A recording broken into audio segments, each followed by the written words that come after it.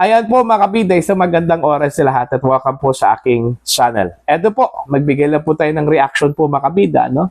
Nagtuturuan na po ito pong House of Representatives po mga kabida at ito pong Senado, ano? Kung sino po yung culprits dun ho sa pagtanggal ho mga kabida sa pondo po ng PhilHealth, ano? At ito pong DepEd. Alright? Kung maalala po ninyo, lumutang po itong issue po ng PhilHealth po mga kabida, no?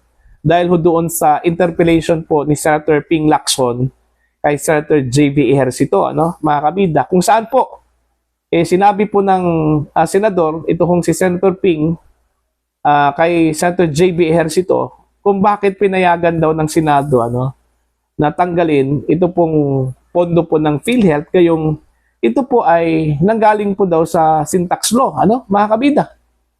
Ang sagot naman po ni Senator J.B. Ejercito, malay ko ba, nung version po ng Senado, meron pong 43 billion pesos po yung nakalaan po doon, ano? Bigla hong nawala nung dumating na po doon po sa BICAM. So, ayun, ang sabi po ni Senator Lacson, yung ginawa daw na pagtanggal mga kabida sa pondo po ng PhilHealth, illegal act na yun, ano, mga kabida. Kasi gaya ng explanation po doon ho ni Senator Lacson, ang General Appropriations Act ay isa pong general law. Samantala, yung pondo na nakalaan para po doon ho sa PhilHealth mga kabida ay nanggaling po sa syntax law na isang special law. At ayon po sa batas, hindi po pwedeng amyandahan po mga kabida ng general law ito pong special law. So, ang dating ho dito, yung nangyari pong pagtanggal po mga kabida, no, sa pondo po ng PhilHealth, illegal. Ngayon, ang tanong, sino po yung nagtanggal, mga kabida? Kasi, ang sabi po ni Senator J.B. Ejercito, nung nasa Senado pa daw, meron pong 43 billion pesos na allotted budget po yon, mga kabida. Pagdating daw ng BICAM, biglang nawala. Kaya nga naging zero yung pondo po ng PhilHealth. Yun yung naging controversial po mga kabida kasi dami hong bumatikos po doon kung bakit tinanggal po yung 74 billion pesos na inilaan po mga kabida, no, ng syntax law doon po sa PhilHealth. Ngayon, nakarating po ito mga kabida sa House of Representatives. Bumuelta ito kung House of Representatives mo dito. Kasi sa kanila po mga kabida, ang sinabi po nila intact pa yung pondo ng PhilHealth nung nasa kanila pa po yung kanilang version. Pero nung dumating po sa Senado, ikinatay daw ng Senado, ano, mga kabida. Yun yung sabi po ni Congressman Ronnie Puno. Okay? Sa isang press conference po, ano, mga kabida. Ito babasahin ko lang po. Ito pong article, ano, mula sa abante.com.ph, mga kabida. Natatawa kasi ako dito no, sa balitang ito. Yung headline pa lang mga kabida grabe, no? PhilHealth, DepEd, pondo kinatay ng Senado. Grabe. Yung headline po nila dito, ano. Babasahin ko lang po, ano. Nanindigan ng Kamara de Representantes na hindi sila ang nagbawas ng pondo ng Philippine Health Insurance Corporation of PhilHealth at Department of Education sa 2025 national budget.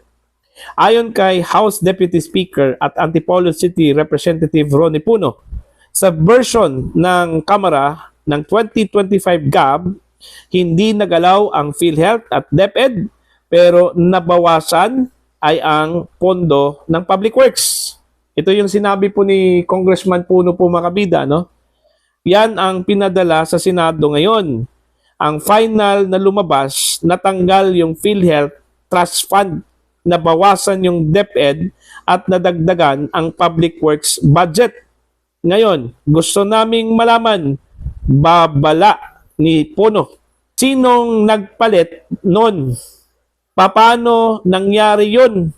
Sino talaga ang nagtanggal? Paano natanggal yung PhilHealth budget? Kasi alam ko, hindi dito sa House of Representatives yun. Dahil ang pinadala namin sa kanila, buo pa yun. Sino yung bumawas sa Department of Education budget.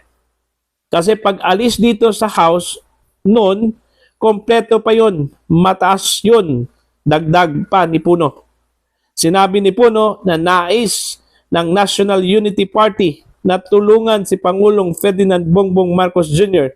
na maging maayos ang paggastos sa pondo ng bansa. So yun po, malino, dun ho sa sinabi po ni Congressman Ronnie Puno, mga kabida, intact pa raw yung pondo po ng PhilHealth at DepEd, mga kabida. So meaning, kung intact pa yun, mga kabida, so wala sa kanila ang nagbawas. Okay? Either sa Senado or dun po sa BICAM. Kasi ang sabi po ni Senator J.B. Ejercito, meron pong allotted funds yun, 43 billion pesos po yung version po ng Senado, na nakalagay po doon, mga kabida. Okay? Sa General Appropriations Bill. Okay? Ng Senado. Okay? Pero pagdating daw sa BICAM, bigla hong nawala. So, ibig sabihin po, mga kabida, kung ang pondo po ng PhilHealth ay intact pa doon ho sa House version, pati yung sa Department of Education. Alright? And then pagdating ho sa Senate, 43 billion pesos na lang po. Kasi 74 billion pesos supposedly, yung pondo po ng PhilHealth po na inilaan po, mga kabida, o kinuha po mula sa syntax law, mga kabida. Okay?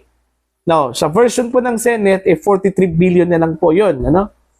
Pero bakit pagdating ho sa BICAM, bigla hong nawala? Parang bula, mga kabida. So kung titingnan po natin yung argument po, both houses, ang culprit hindi po sa House, hindi po sa Senate, kundi andon po sa BICAM, mga kabida.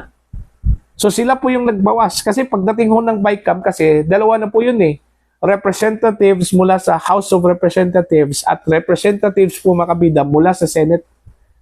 So sila-sila na lang po yung nag-uusap po doon, para tanggalin ito hong budget po, o pondo po ng PhilHealth at DepEd, mga kabida. Ngayon, ang gusto kong malaman po ng House, sino po yung nagtanggal doon?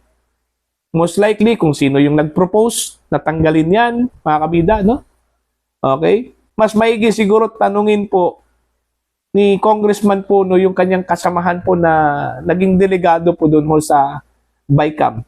Kasi I'm sure alam po nila yon kung sino po yung nagtanggal po doon, sinong nag-propose at sino po yung nagtanggal. Okay?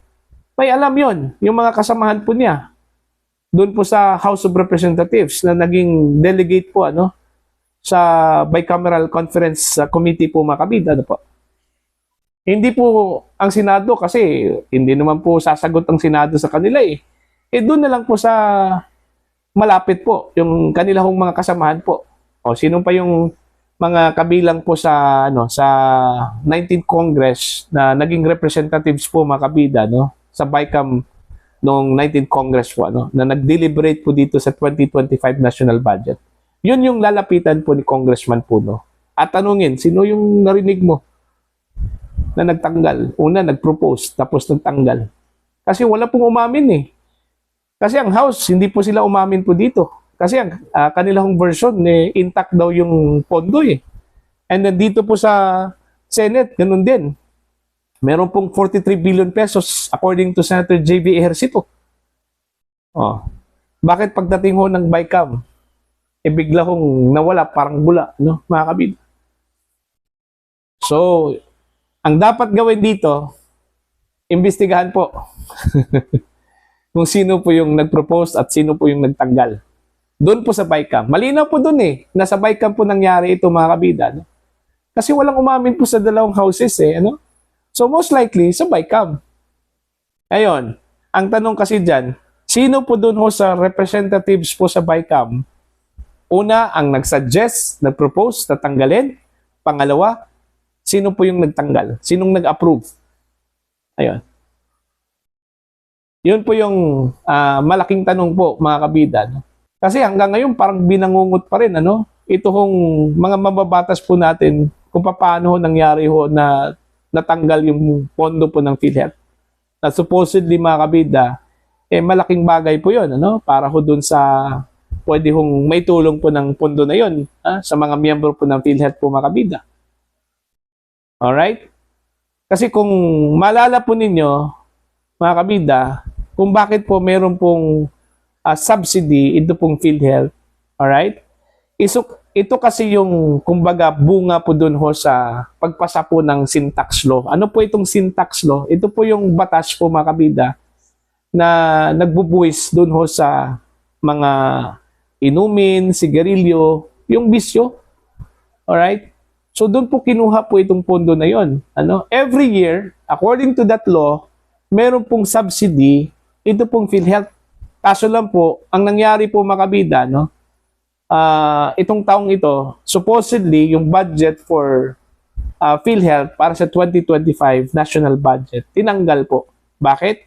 Kasi ang contention po nila, bakit po natin i-retain yung pondo na yon, considering malaki pa man po yung kumbaga yung buffer stock po ng PhilHealth, ano? Yung pondo po ng PhilHealth umabot po ng 600 billion pesos po, ano, mga kabida. Oh, ang laki pa. Bakit bibigyan po natin? Pero hindi po alam ng mga senador at saka mambabatas na under the law, obligado po ang gobyerno na bigyan po ng subsidy ito pong PhilHealth. Alright?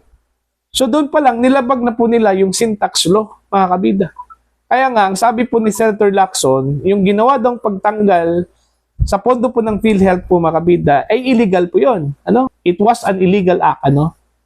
Kasi malinaw po yun sa batas na dapat po maglaan ang syntax ng pondo para po sa PhilHealth, mga kabida. So wala pong umamin dito. Magtanong na lang po tayo sa Diyos.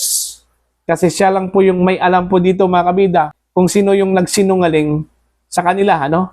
Sa House or sa Senado, sa BICAM. Ganun lang po yun, mga kabida. Kung pwede palang tanungin ang Diyos po, mga kabida, kung sino po yung mga sinungaling po doon. Okay? Sana ginawa na po natin yon. Pero hindi po pwede yun. Mga kabida, no? So, ipasa Diyos na lang po natin. Kagaya po ng sinabi po ni Senator J.B. Ejercito, doon ho sa mga kurakot po, ano? Sa flood control, meron pong special place daw yung hell, yung impyerno para sa kanila. Sana po, dito ho sa mga nagtanggal po mga kabida, yung culprits po dito ho sa pagtanggal ho sa PhilHealth funds at saka sa DepEd, sana may special place din doon, ano, sa impyerno para po dito sa mga asungot na ito, mga kabida, no? Okay? Para po sa inyo, ano po ang inyong opinion at pananaw po, mga kabida? Please comment down. Sa mga hindi pa po subscribers sa akin channel, please subscribe. Just click the subscribe button, click the notification bell, click all para updated po kayo, mga kabida, sa aking mga uploads. Maraming salamat po sa inyo lahat.